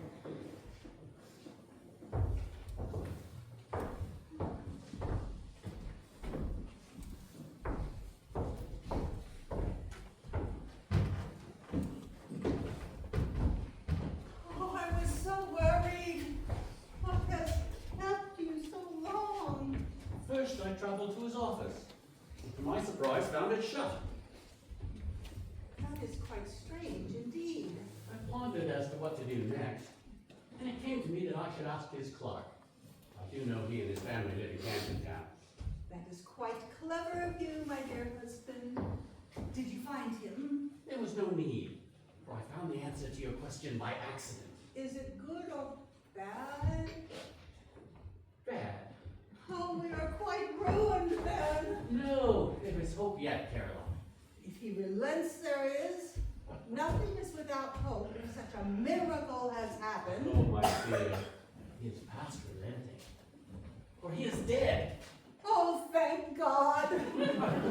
Oh, thank God. Do not fret, my love. He is past caring. And even if he were present to hear you, I have doubt that he would care. How did you discover all this? I was making my way to Camden Town. I came across his housekeeper. And what the half-drunken woman said to me, as I had explained that I had gone to his office in my effort to obtain a week's delay. And what I thought was a mere excuse to avoid me turns out to have been quite true. She told me that he had been very ill and was in fact dead. To whom will our debt be transferred? I do not know yet. But before that time, we shall be ready with the money. Even though we were not, it would be bad fortune indeed to find so merciless a creditor and his successor. We may sleep tonight with light hearts, Caroline.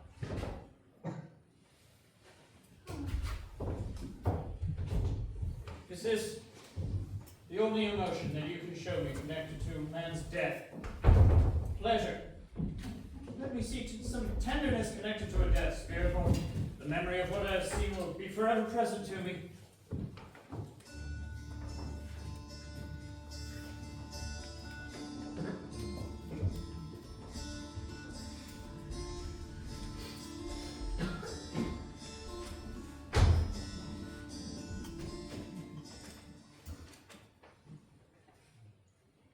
Shall I continue reading, Mother? Yes, my son. The words are soothing to the soul. And he took a child and set him in the midst of them. And when he had taken him in his arms, It's the color. The color hurts my eyes. They're better now again. You see, it makes them weak by candlelight. You are so very careful with your stitches, Mother. Thank you, dear Martha. I would not show weak eyes to your father when he comes home. It must be near his time. past it rather, but I think he has walked a bit slower these past few evenings, Mother. I have known him walk it.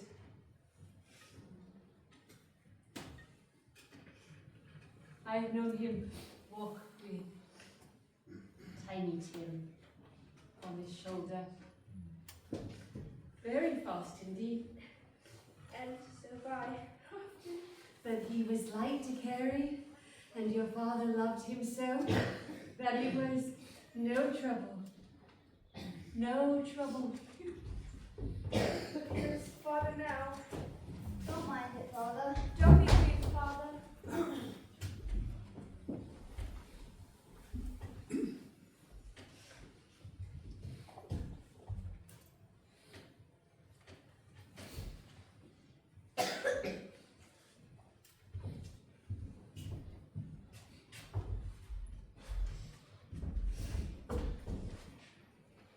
My dear, what wonderful work.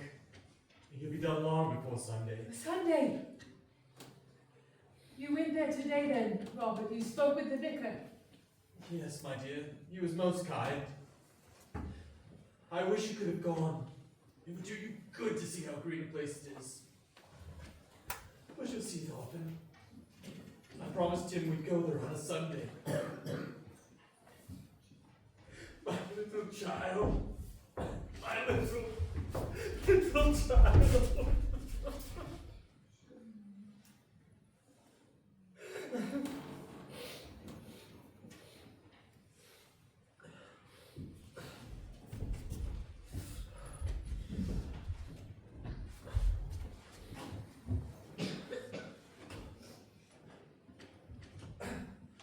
I saw Scrooge's nephew on the street today. What a kind gentleman he is, I must say. He noticed that I seemed a bit down and inquired as to what might have distressed me so. For a part which he is the most pleasantest spoken gentleman I have ever met, I told him.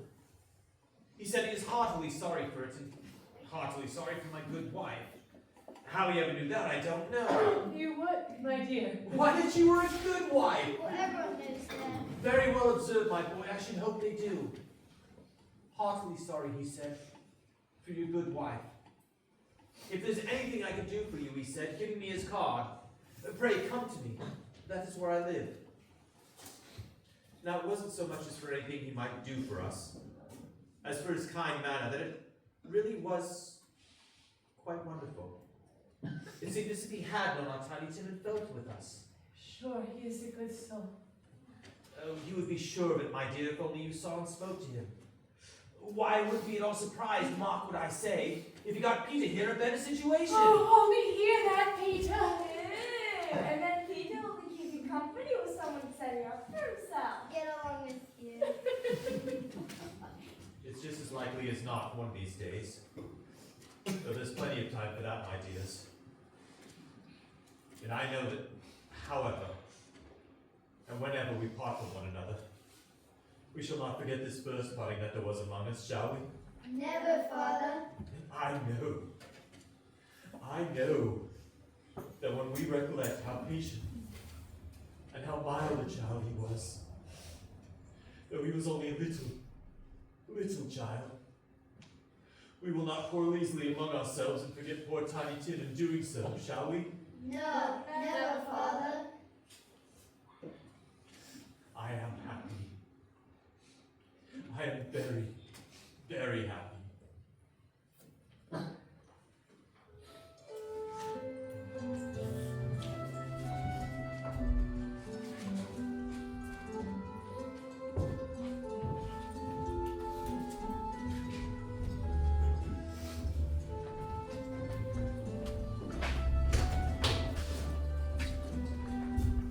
The ghost of Christmas yet to come conveyed Scrooge as before, this time straight on, as to the end just now desired.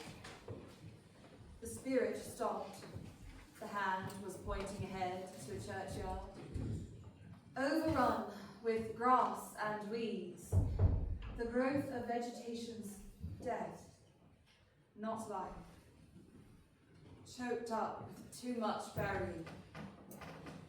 The spirit stood among the graves and pointed to one. Scrooge advanced towards it, trembling. The phantom was exactly as it had been, but Scrooge dreaded that he saw new meaning in its solemn shape. Before I draw nearer to that stone to which you point, answer me one question. Are these the shadows of the things that will be, or are they shadows of things that may be only? Men's courses will foreshadow certain ends to which, if persevered in, they must lead, but if the courses be departed from, the ends must change. Say it thus with what you show me.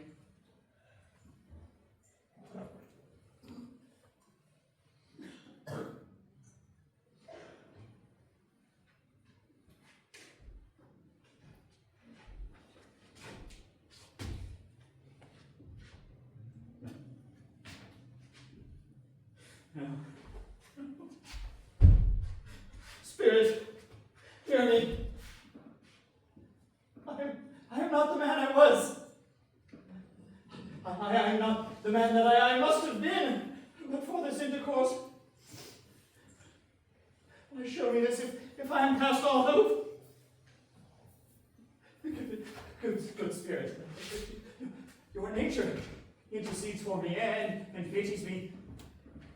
Assure me that I may yet change these shadows you have shown me by an altered life. I will honor Christmas in my heart. And I will try to keep it all to you. I will live in the past and the present and the future. I will not shut out the lessons that they teach.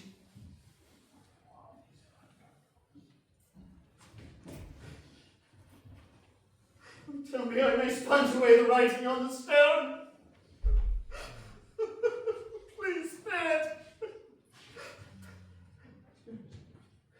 Spirit!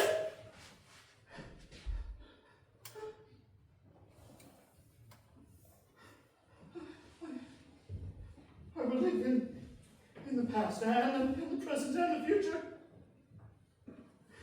The spirits of all three shall strive within me. Jacob Marley. Heaven in Christmas time be praised for this. Say it on my knees, Lord Marley. On my knees.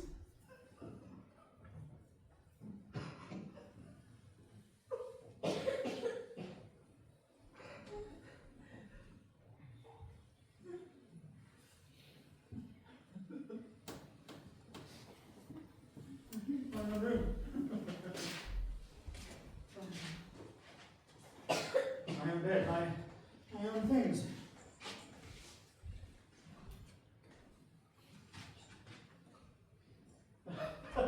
They're here. I'm here. The shadows of what would have been may be dispelled. They will be. I know they will. I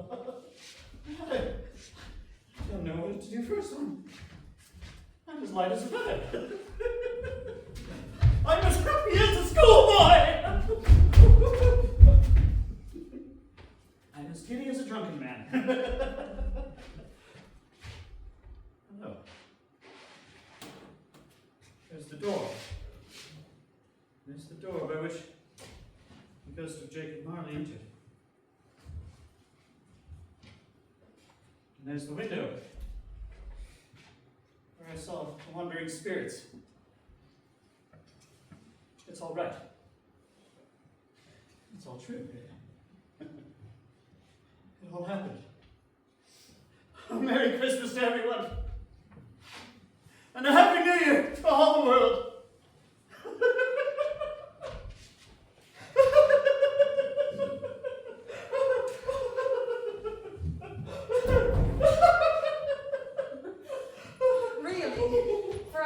Been out of practice for so many years. It was a splendid laugh, most illustrious laugh.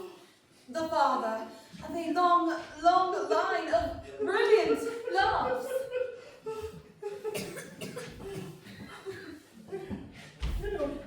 I don't know what day it is. I don't know how long I've been among the spirits. I don't know anything. I'm quite the baby. That's quite all right. I don't mind. I'd rather be a baby.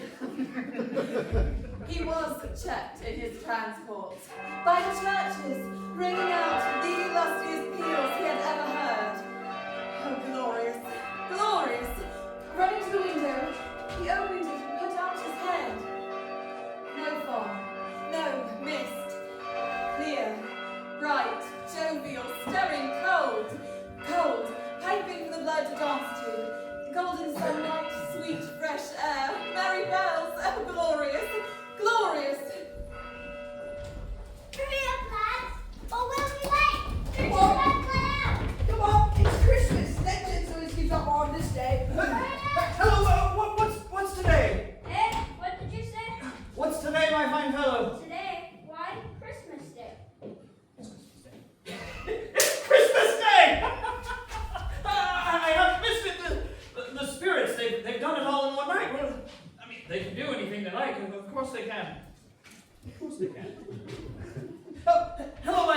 good fellow. Hello. Do you know the poulterers over in the next street but one, on the corner? I should hope I did. A remarkable boy. Tell me, do you know, have they sold the prize turkey that's hanging there? Not the little prize turkey, the big one. What is big as me? What a delightful fellow. It is a pleasure to talk to you. Yes, bye-bye. It's hanging here now. Is it? Go and buy it for me. What?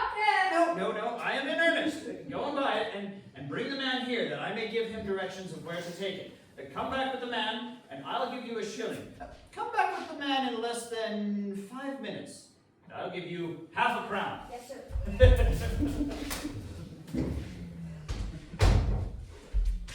I'll have it sent to Bob Cratchit's. They shan't know who sent it. It's twice the size of Tiny Tim.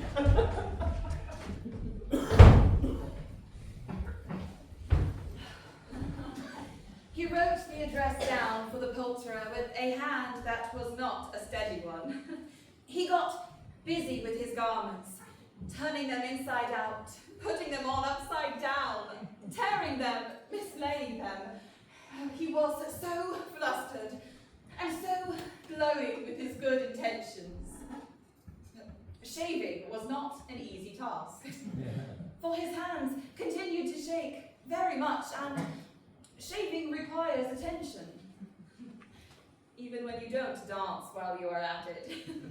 But if he had cut the end of his nose off, he would have put a piece of sticking plaster over it and been quite satisfied. Oh, he had frisked about the sitting room and was perfectly winded. Starting off again and frisking around the fireplace, he was relieved that the bed was his own. The room was his own. Best and happiest of all, the time before him was his own to make amends in. Finally dressed in all of his best, at last he got himself out onto the streets. The people by this time were pouring forth, as he had seen them with the ghost of Christmas present. Scrooge regarded everyone with a delightful smile. It was so irresistibly pleasant that 3 or 4 good-humoured fellows greeted him with his blessing of the day.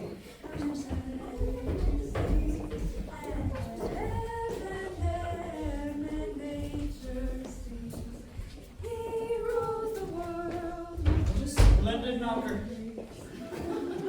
I shall love it as long as I live. I've scarcely ever looked at it before. What an honest expression it has on its face. It's a wonderful knocker.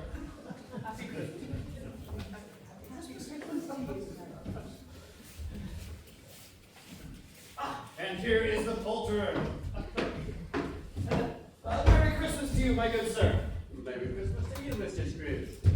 I understand you wish to purchase my prize turkey? Or is this boy mistaken, sir? This fine young lad tells you true. Bless my soul. Where shall I deliver the bird? I wish it to be delivered to a Mr. Robert Cratchit in Camden Town. There is the address, and there is your money.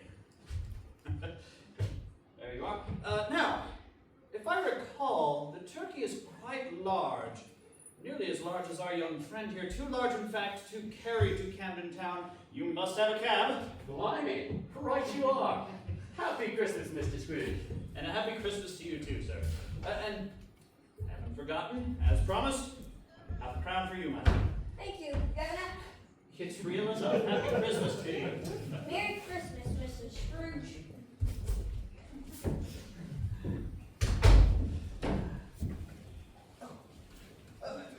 Merry Christmas. Were you successful yesterday? It was very kind of you. Mr. Scrooge? That is my name, and I fear it may not be pleasant to you. I do beg your pardon, and I wonder if you might do me the favor of accepting a donation in the amount of... Oh, Mr. Scrooge, you can't be serious. It's quite serious. Not a farthing less. A good many back payments are included in it, I assure you. I don't know what to say to such munificence. Oh, don't say anything, but do come and see me. Will you come to see me? I will, I promise. Happy Christmas. Happy Christmas, and Thank you. Thank you 50 times. Bless you.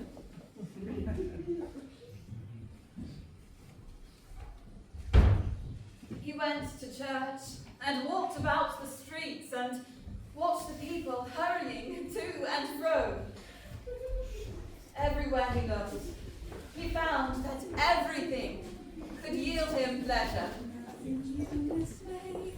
Remember Christ our Savior was born on Christmas Day to save us all from Satan's power, and we have gone. He had never dreamed that any walk, that anything could give him so much Merry Christmas to you. happiness.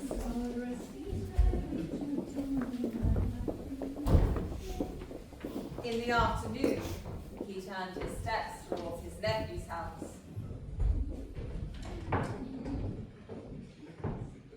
Fred. Dear Fred. Bless my soul. Who is it, dear? It is I, your Uncle Scrooge. I've come to have Christmas dinner with you, my dear, if I am still welcome.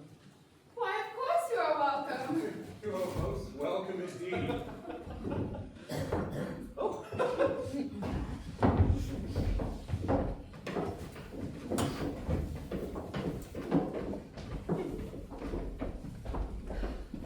Scrooge felt at home with his family and their friends in less than 5 minutes.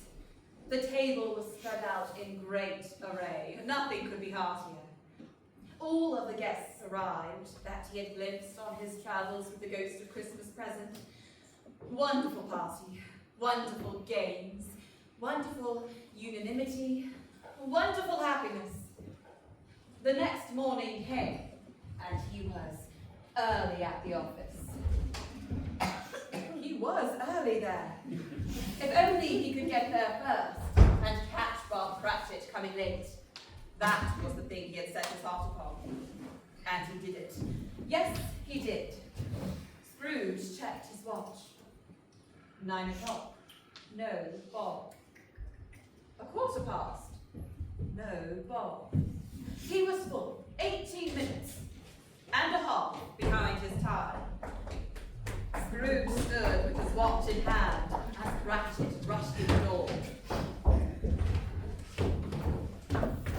Hello there. What are you doing here at this time of day? I am sorry, sir. I am behind my time. Oh, are you? Oh, yes, I dare say you are. Step this way, if you please, sir. It shan't be repeated, sir. I was making rather merry yesterday. Now let me tell you this, my friend. I'm not going to stand for this sort of thing anymore. And therefore, I am going to raise your salary!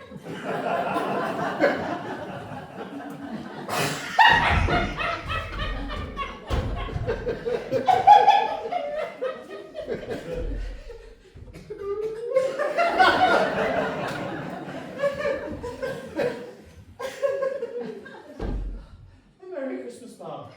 And a merrier Christmas, Bob, my friend, than I have given you for many a year. I will raise your salary, and we will discuss your affairs this very afternoon over a Christmas bowl of smoking bishop, Bob. Now, stoke up the fire, and go buy another coal scuttle before you dot another I, Bob Cratchit.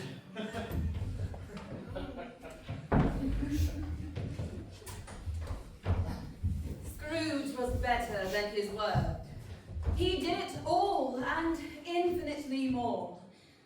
And to Tiny Tim, who did not die, he was a second father. He became as good a friend, as good a master, and as good a man as the good old city knew. Some people laughed to see the alteration in him, but he little heeded them. For he was wise enough to know that nothing ever happened on this globe for good, at which some people did not have their fill of laughter at the outset. His own heart laughed, and that was quite enough for him. He received no further visits from spirits, and it was always said of him that he knew how to keep Christmas well. May that truly be said of us, of all of us. And so, as Tiny Tim observed, God bless us, everyone! thus ends my father's tale of Ebenezer Scrooge, a once squeezing, wrenching, grasping, scraping, clutching old miser, now the very spirit of Christmas himself. No man is past redemption at whatever time in life. I pray that none of us share Jacob Marley's fate and miss the message of the wise men. Reflect on your present blessings, of which every man has many, not on your past misfortunes, of which all men have some. No one is useless in this world who lightens the load of another. May you have a heart that never hardens, a temper that never tires, and a touch that never hurts. My father has endeavoured, with this ghostly little book, to raise a ghost of an idea, which shall not put you out of humour with each other, or with the season, or with me.